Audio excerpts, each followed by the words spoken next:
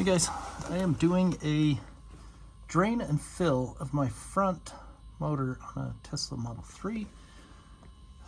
So this is the ATF pump, or the oil pump, whatever you want to call it, but it's ATF that it's pumping through the motor. Here is the filter, and then if you look, right there is the fill tube. So for each of those things, you need a E12 socket. That's what it looks like. I got mine off of eBay for, not eBay, sorry, Amazon for 10 bucks or something per set. And that connects to this Torx, reverse Torx. I don't know, that's wiggling a little. I'm gonna get the E10, let's see if the E10 fits better. This is the, that's the set that I got.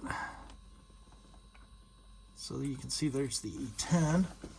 So I'll pull that off. I think the service manual said it was an E10. It's the E10. No, that doesn't grab at all.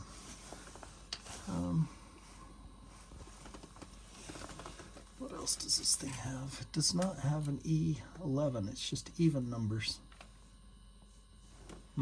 Okay, so I'll be very dainty so I don't strip that thing out. But yeah, so there's the filter. And I got a new filter from Tesla. They're 15 bucks.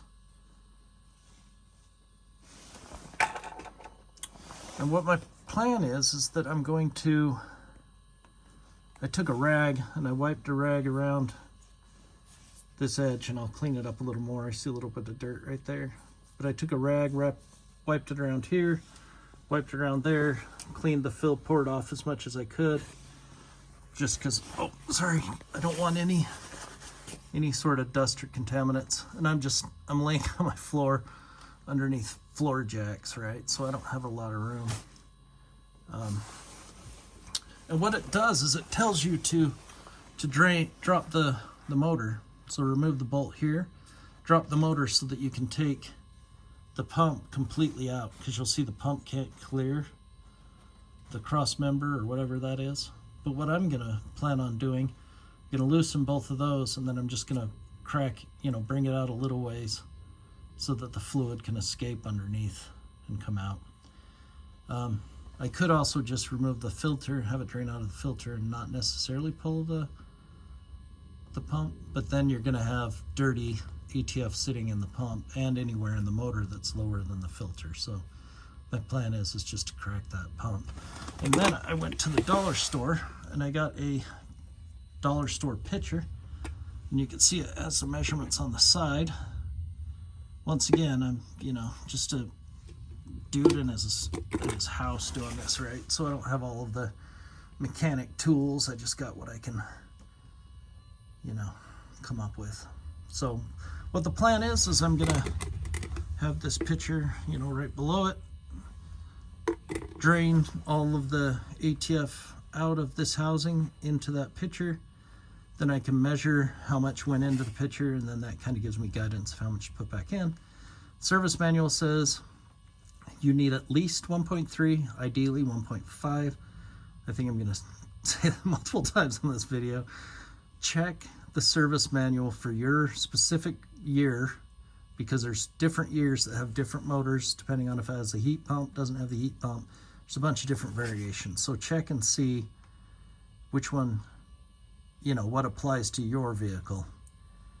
So what my plan is I'm going to, I'll crack these bolts open. I would do it on video because that's how I like videos to be, but that's not really, I don't have a place to position the camera. I should probably buy a stand or something to where I can do that, but it's just me. I make nothing off this channel, right? So I'm just trying to be informative. But anyway, I'll crack that open. I did pull, the wire off of it so that the pump wouldn't start running without any ATF in it.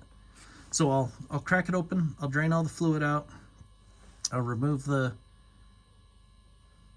filter, clean around the filter housing, clean around this housing too, right? I already have, but once I pull this off, I want to make sure nothing falls onto the motor or you know, the pump or anything like that. I've cleaned it, you know, pretty well.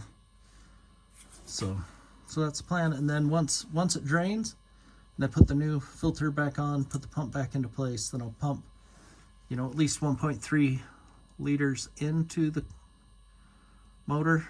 Then I'll go in the car, select a supercharger location, you know, plug it back in, select a supercharger location that will engage this pump. Then I'll pump in the other 200 milliliters and then put the fill tube back in, and we should be good. And it's, you know, $100 a motor to do it on your own, or $500 a motor to have Tesla do it. So I think it's well worth doing.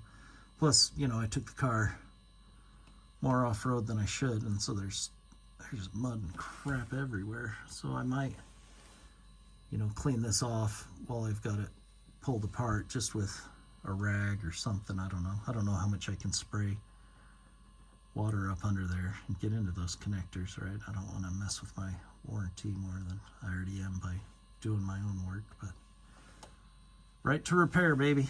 Anyway, so that's the plan.